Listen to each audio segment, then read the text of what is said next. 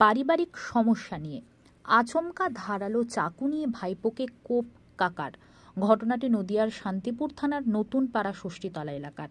অভিযুক্ত কাকার বিরুদ্ধে শান্তিপুর থানায় লিখিত অভিযোগ দায়ের পরিবারের। অন্যদিকে আশঙ্কাজনক অবস্থায় হাসপাতালে ভর্তি ওই ভাইপো। জানা যায় ষষ্ঠীতলা এলাকার বাসিন্দা উত্তম সরকার গতকাল রাতে নিজের ছেলের সঙ্গে বচসার কারণে নিজের বাড়ি ভাঙচুর করতে থাকে। ঠিক সেই সময় ভাইপো পাপাই সরকার বিষয়টি বাধা দেওয়ার চেষ্টা করে। তখনই আচমকা নিজের কাছ থেকে একটি ধারালো অস্ত্র বের করে ভাইপোকে সজোরে কোপ মারে। আমরা তো সবাই ঘুমিয়েছিলাম, তখন কেউ উঠিনি। তো দেখি ভাঙচুর করছে। ওনার ছেলে আছে একটা, ছেলের উপরে মানে কি করছে, চড়া হয়েছে। যে ছেলেতে বাবাতে গন্ডগোল হচ্ছে। ভাঙচুর হওয়ার পরে তখন আমার ছেলে গেল, যে আমার ছেলে গিয়ে বললো কি যে কাকা তুমি এসব কেন করছো?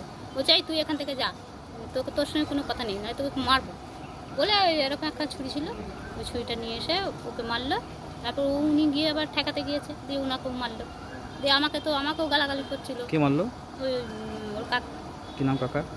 উত্তম সরকার। ছেলের নাম আপনার? পাপাই সরকার। স্বামীর নাম?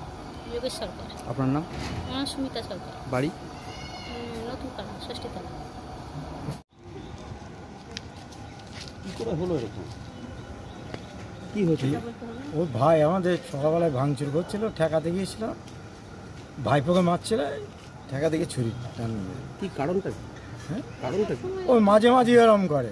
আপনাদের অত্যাচার এরকম? হ্যাঁ, এর আগেও আঘাত করার চেষ্টা হয়েছে, পারেনি? এর আগেও করেছিল। আচ্ছা, আজকে সকালবেলা এটা হয়েছে? আজকে সকালবেলা হয়েছে। কি নাম ভাইয়ের?